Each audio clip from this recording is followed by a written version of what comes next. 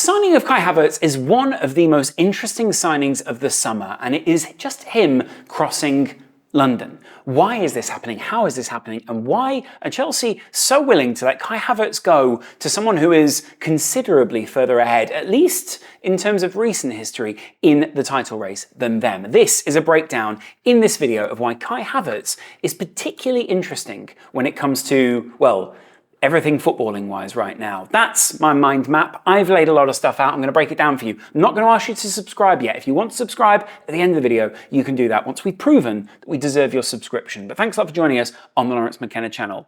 Like the text says, Kai Havertz is indeed done to Arsenal. 60 to 65 million, depending on your add-ons. It's a long-term deal. Arsenal wanted to lock him down for quite a while, and he's not the first guy to make his way across London. Look at these other big, and these are relatively big names in both clubs' history. Petr Cech, weirdly, really good goalkeeper for Chelsea, great goalkeeper for Arsenal as well. Jorginho has been somewhat of a recent revelation, though obviously didn't push them over the line with the title. David Luiz, questionable history at both clubs, but somewhat of a club icon, if not really a legend. And then Willian, obviously a Chelsea legend for multiple different reasons, not least because he put the cups over Antonio Conte that time, but at the same time also went for a weird amount of money, wanted to stay in London. There is clearly this idea amongst a lot of these players that they wanted to stay within the area, but here they go, they're going across the town.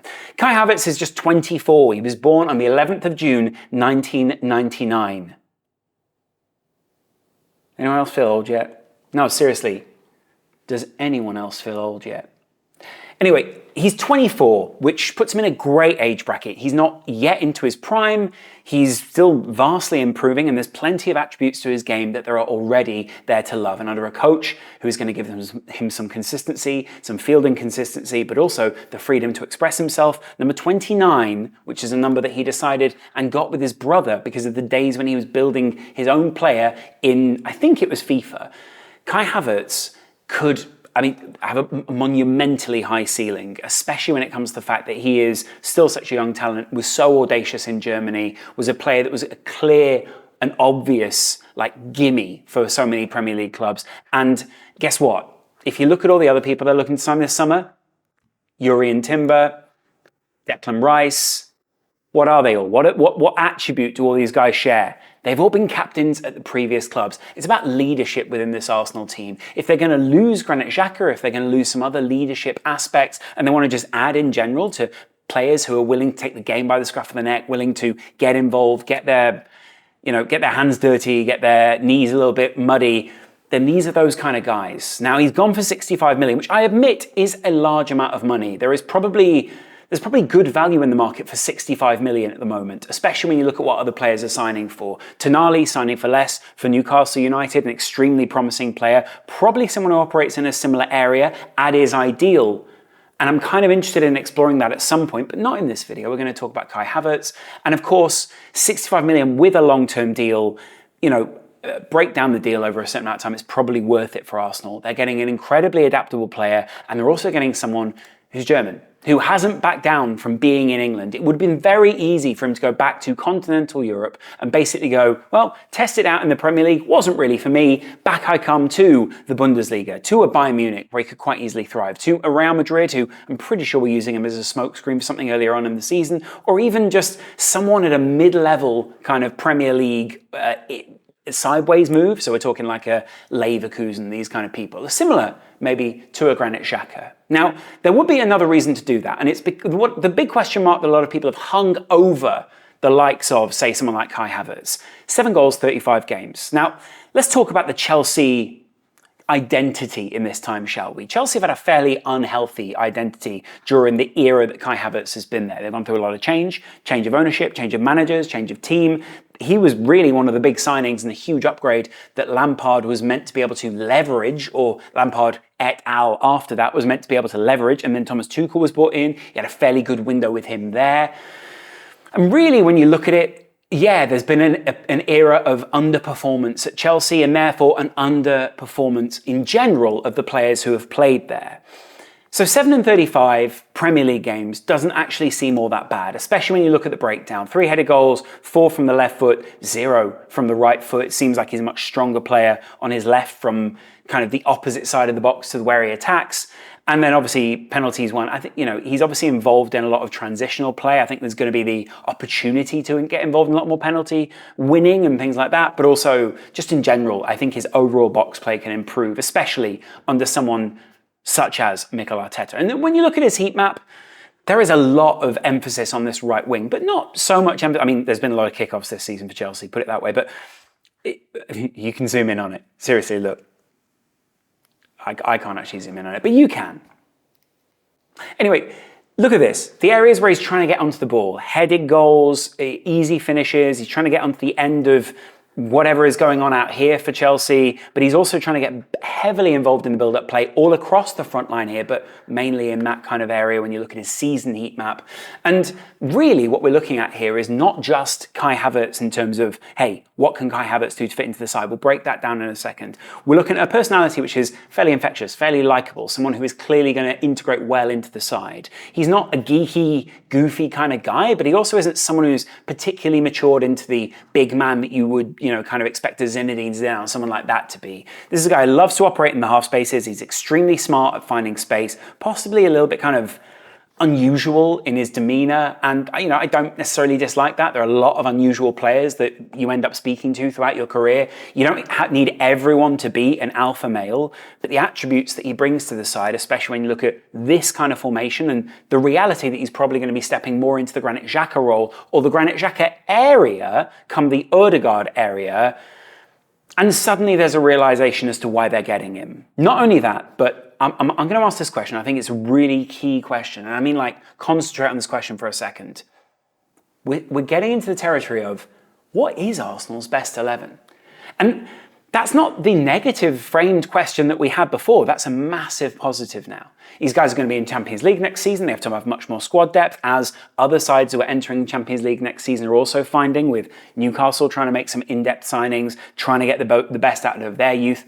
Arsenal are going to have to do the same. There's going to have to be a lot more rotation. There's going to have to be a lot more adaptability. And as I go into this formation, I think you're going to see a little bit more as to why Kai Havertz is, as other people have said, I mean, I'm not the first person to say this, an ideal signing / a brilliant signing for Arsenal. They've made a series of quite brilliant signings in recent years. And, some people more recently have said they think Edu was a bit foolish or they feel he's a little bit of a blunt instrument. A couple of people within the industry maybe deriding him a little bit and sort of saying, is he really the brains behind this? Or is he just the guy who goes in there with a checkbook and just goes, bam, give us the guy?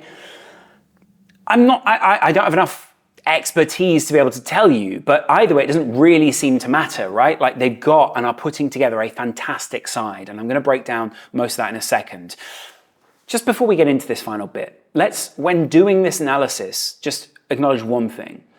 What you saw last season with Arsenal, the change that they want to implement that I've kind of already been through in the Timber video, is one which is going to change the shape and the emphasis of the sides. And we go over here, not to Kai Havertz's Wikipedia page, but this formation, you see what I'm saying here, that still looks like an Arsenal original shape. And in fact, this still very much looks like an Arsenal shape if you slot the Timber in, or if you slot in Partey, Zinchenko, Kai Havertz in for the Xhaka role, or Odegaard swapped over there if you want to put Kai Havertz, more emphasis there. There is an adaptability, though, to this side. I put Partey over Rice, obviously, because they still haven't signed Rice, and I get the feeling there was pressure to sign Rice from within the club and outside the club, but that's kind of beyond the point now. We can still do the emphasis and the analysis of what he would do at the base of that midfield. But it's also quite interesting because last season, the emphasis had to be over here on this right-hand side, right? Mainly because a lot of the time you had Zinchenko dropping into the midfield, so you took away, not always, because I think Zinchenko was excellent support for Martinelli, and there was a reason they got Trossard as well and tried to emphasise more of that side. They didn't want to become too one-dimensional, they didn't want to become too predictable, and there were times, let's be honest, in the run-in where there was an element of predictability, and I always go, in my mind, back to that game against Liverpool at Anfield, and then the game against Everton, where they were obviously emphasised and exploited by your big boy. Let's just leave Sean Dyche out of this, shall we? Or should we? I don't know. But the point is, there was an element of predictability about it. Now, obviously, I put Trossard under Martinelli. You've got the kind of Gabriel Jesus element. Kai Havertz loves playing off, and this is what I'm seeing in a lot of other people's analysis as well. I'm not the first person, again, to do this analysis. Statman Dave's done some excellent analysis. Obviously, the Athletic guys have done some incredible analysis. I'm trying to give you a breakdown, and I'm having a breakdown doing it, mainly because so many other people have already done a video on Kai Havertz because it's such an easy video, but what's interesting about it is when you look at the adaptability of Havertz, and I'm not saying this is happening, and I'm not at all saying that, like, therefore he can play in any of these positions. And let's just acknowledge one thing here, and I think it's really important. There will be a crazy take next season, and it will be a take because there will be a time where Kai Havertz doesn't score. There will be a time where, you know, it looks as if, hey, he could score more goals or he should be more prolific. Chelsea fans will come forward with criticisms. Even if he scores a decent to great level of goals, people will still go, oh, well, where was this at Chelsea? Where was this at his previous XYZ? There is always going to be the naysayer. There's always going to be someone who says that Kai Havertz doesn't work. Cool. That's not the point we're making here. We're talking about the possible adaptability and integrity of what it is that Kai Havertz can do.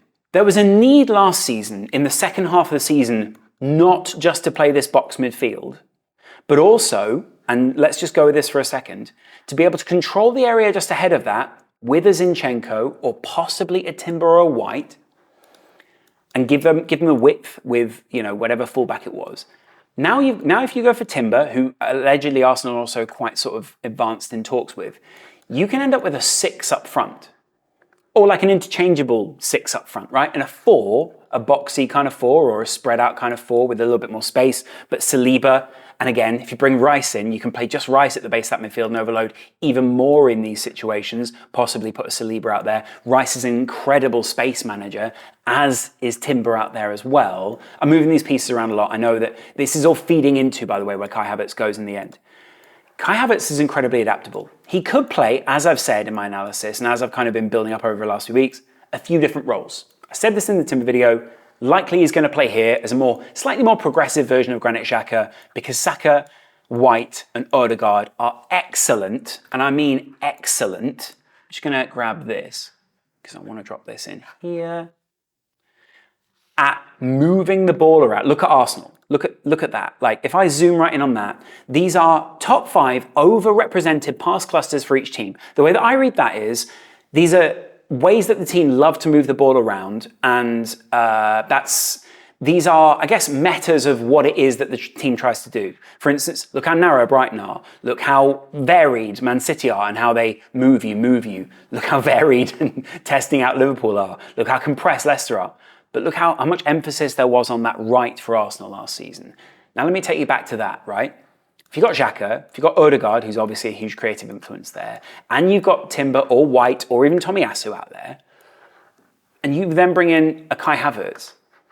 Kai Havertz might have someone who, in that base of that midfield, is on this guy. Cool, Odegaard slips in there. You're almost getting into I don't want to lose people when I say this, but you're almost getting into a situation where you've got plays in the NBA where it's like, hey, that's meant to be your man. I'm going to give you a screen, and you're going to be on that screen. You lose your guy, you're into the next phase of things. Football is not like American football in so many senses of the word it is. I've seen it in Liverpool play, I've seen it in Man City play, you've seen it in these pre-designed plays and set pieces and all those kind of things. You can come up with set pieces that are just part of your free-flowing play. And if Arsenal have this kind of swapping idea of what Kai Havertz and Odegaard can do, which, by the way, really treats them as 2 free 8s, but could also treat either of them as a 10 if they wanted to, and that's why they're an 8. They're somewhere between a 6 and a 10, right? You can end up with Kai Havertz out here, feeding Xhaka a ball through the half space, or Kai Havertz coming in the half space, and Saka, is what I really meant to say, being able to feed him a ball in there, cut back Gabriel Jesus, or Gabriel Jesus in there, and suddenly Kai Havertz is in the middle from the edge of the box finishing. By the way, this is, possibly the weakest area that Kai Havertz finishes. His strongest area? That's right, this side over here. It's interesting to just think of the different spots and areas that Kai Havertz could pop up in. He could pop up here and be a bit of a playmaker. He could definitely do that Odegaard role. If you wanted that, you could then bring someone else into the base of that midfield. Rice could push someone else up. Odegaard can go out wide. Martinelli can come in. You end up with, more or less, am I going for like a 4-4-2 there? like a weird kind of 4-4-2. And not only that, I've not even mentioned Trossard in this, right? What I'm saying is, look at these different shapes. When I go back to the Liverpool game, I think of Liverpool in that setup basically being very simply able to defend the balls that were going into this kind of Saka-like area. Because guess what? That was a very common and easy to root out pass for the likes of Liverpool and Virgil van Dijk. Want a ball over the top? We'll deal with that all day. And the stadium were reading that. The stadium were feeding on that. And what I was very surprised about in the post-match was how many people had a different read on the emotion, the flow of the game, that weren't at the match. Now, it's not me saying, hey, I was at the game. I knew better than you. You obviously have better analysis of some of the close shots, so many of the key moments from home. But what the feeling was inside the stadium and the control, the idea that everyone was getting was that Liverpool were able to exploit the aspects of Arsenal where they could frustrate them and then counter-attack on them. And that's how Liverpool came back into that game. And similar feeling when you go into the Sean Dyche stuff, right? The great stuff about having a White as a kind of a right-sided centre-back that's playing out there, but also a right-back, or a Timber who can go into midfield or go wide, is that if you do push Zinchenko inside, you do put Gabriel or Saliba or whatever, right? And then you drop a Rice or a Partey in there, you've basically got someone who can tackle a wide player, which is where Arsenal really struggled against the likes of Everton, right? They struggled with the balls over the top. And then you've got people like Odegaard and Kai Havertz and Zinchenko able to come down the field and win the ball back fairly high up. Pressing, he's excellent at that. I'm not saying, therefore, that he's good at interceptions. He's only got like 0.2 interceptions per game. But tackles per game, he's at least got 1 tackle per game. This guy's getting in there. He's finding the right spaces on the ball. He's brilliant. Like, he can redistribute. He can find the right pass out wide and then get back onto the end of it to receive again. But also, he's getting into the half space, he's causing problems, which makes space for the likes of Martinelli, which, when we saw Trossard first come in, of course he was operating in that half space. Of course he was able to run in off Martinelli, off whoever it was that was in this kind of area here. And Arsenal got a lot of joy in that area. Remember how well Trossard hit the ground running. So, sure, there are areas of Kai Havertz's game that I think he can improve, but he's going to be playing off of Gabriel Jesus because they don't want a Nunez or a Højlund or a Haaland or any of these guys who are going to be your target number 9 guys. Not that I think necessarily Liverpool play Nunez there, but you get what I'm saying. He's going to play off for Gabriel Jesus, just Gabriel Jesus, and they're going to end up with a lot. And I mean, like, you could literally just say that he's a goal-scoring midfielder, Martin Odegaard, but he isn't just that, so it's quite reductive of his game. But if he wanted to be, he could be. And Kai Havertz, very similar. They're going to be bringing all these players in. And imagine the overload of things that you have. Previous season, the joy that Granit Xhaka got out there was huge, right?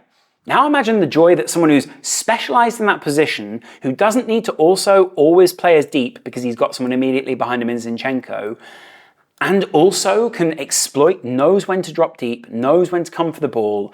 He's not great with his back to goal. I'm not saying he's bad at it, but I'm just saying it's like he's not a back to goal player. He's a player where it's like, get him running into that space, get him running onto the ball, and you're going to get so much joy out of him. You've got a guy who's 24. You've got a guy who suits the age profile of all these players, a guy who's going to fit into the squad really nicely, who's a good guy who's lived in London for a while now and is able to basically personality and, I guess, leadership-wise, slot into this team. There's a series of silent leaders within this. Partey, silent leader. Rice, relatively visible, but also silent, influential leader. People go, oh, I wish Rice was more involved in that final because I expect him to step up and do this. How often have we heard that about a Kai Havertz? A guy who in the Champions League final did step up and score, but so often was maligned for basically going missing in games. I don't know where he was. It's oversimplistic, boring analysis that, by the way, was massively impacted by the fact that someone like Timo Werner was in a similar memory to an Arsenal, to a Chelsea fan at that time. And it was way easier to write those guys off than go, hey, I see what we're trying to go for here. Let's give it a go.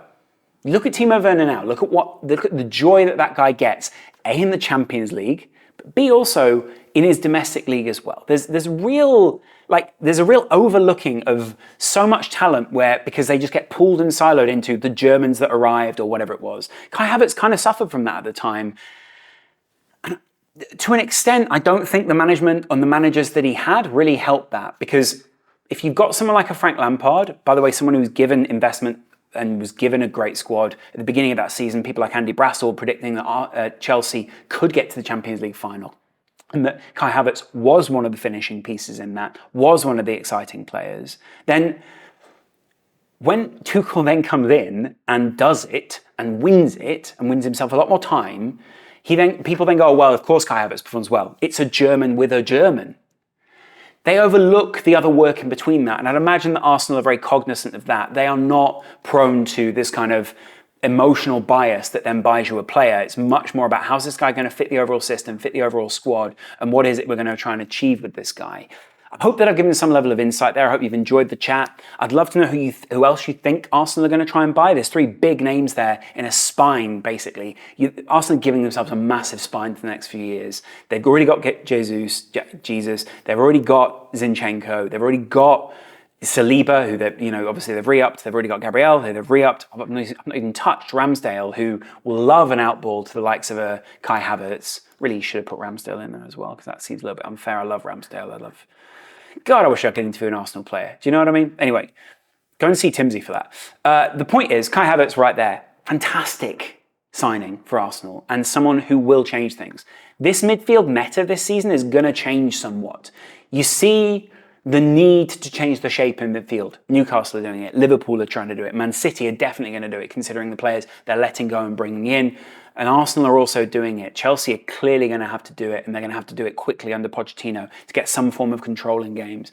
Now, there is an argument here that Arsenal should have gone out there and signed some sort of big striker, right? You could have gone for a Vlahovic, or you could have competed with other people for a Højlund or something like that. But overall, I think that what we're seeing here, and what I guess I've tried to get into in this formation, is that what we're going to do is facilitate more space for Arsenal, change the space that they're operating in, and really, bringing on a goal scorer is fantastic. Arsenal missed out because they lacked goal scoring last season, and they also lacked that up top threat in the end. There were games they just couldn't break the deadlock in. That's not necessarily that's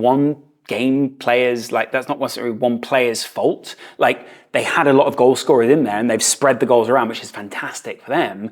The fact they've spread the goals around and then they're bringing someone in who's not necessarily like an out-and-out goal scorer is a good thing, because you'll be adding goals to Martinelli, Odegaard, Saka, Granit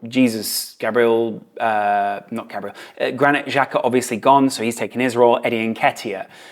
There's roles and teammates in there that you can pick out and space that you can make for people, and possibly even get one of these guys, and I'm only saying 20 goals in the season alongside a Bukayo Saka. Even though Bukayo Saka scored 20 goals in the season, you kind of want that to be 20 Premier League goals.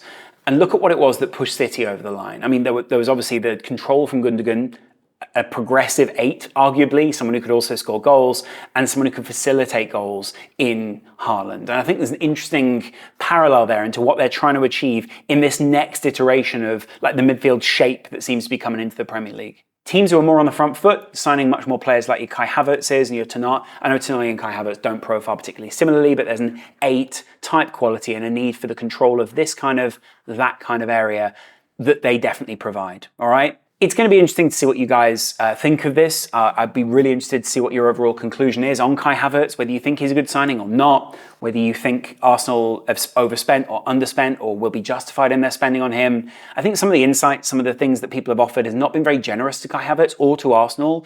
And frankly, it's interesting to see that a lot of people think that was kind of like the maximum that Arsenal could achieve. What they're adding in this offseason, being close with Timber, being close necessarily with Rice, and also with Kai Havertz, is fascinating to me. I'll be really interested to see what they're able to achieve and what they're capable of next season. I'd love to know what you guys think as well. There is an evolution, and frankly, I said it in the Timber video as well.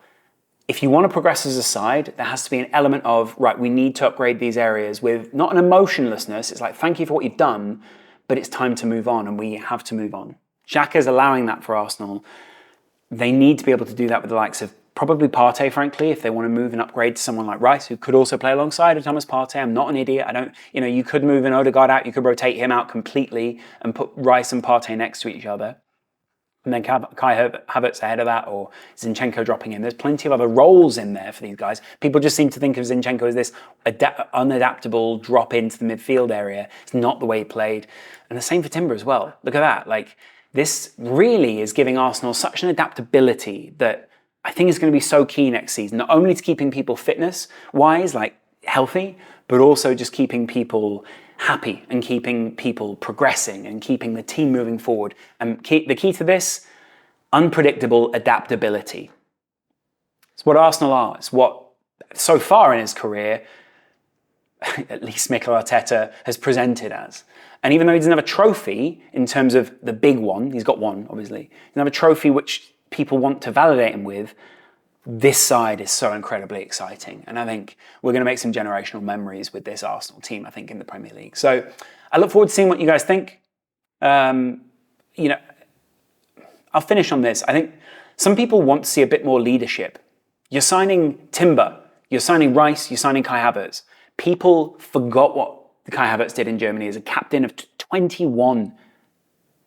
That's insane. Like, there are some good character profiles here, and that's why they're overpaying for him. And that's why I think, broadly, Arsenal are investing in areas and investing a huge amount of money in players who are basically not naturalised or not academy types that can then come through and be one of those national players. So I'm interested to see what you guys think of this. Probably gone a little bit too long, but I appreciate you. If you want to hit subscribe, please do so. I really appreciate that. It is a small and growing channel, and despite what we've already achieved on YouTube in terms of all the different channels, I'm not too humble to ask people to subscribe. I'm not too humble to say I'm still learning and I'm still growing. So thanks a lot for all of the insight and anything comments you got down there. I'm not really looking for people to shout at me, but I'm looking for you to have some input, stuff that I can talk about in the videos to come. I'll chat to you guys in a little while. Much love. Good luck this season.